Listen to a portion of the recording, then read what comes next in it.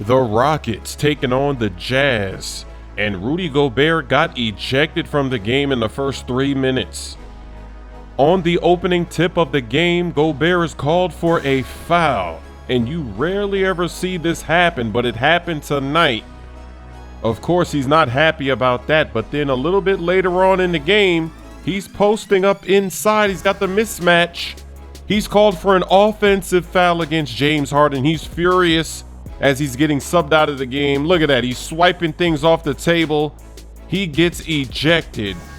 But the bad news is that the Rockets still got blown out, even though Gobert was not there. Their best defender, and they still couldn't score. And this is dangerous because the Rockets, it just looks like their team is it's basically the same team except for a couple of players, but it's not working. Their offense, that 5-out offense, it's not working this season. Look at Donovan Mitchell.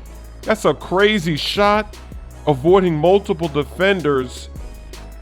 Maybe the Rockets are not going to bounce back. I don't know. We've seen so many games. It's not like it's just the first few games of the season.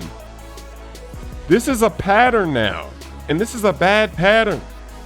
The worst hasn't come yet, but here goes the lob to Favors. But as we move into the second half, that's when this game gets out of control. They are up by 20 points. And look at all these offensive rebounds they're giving up.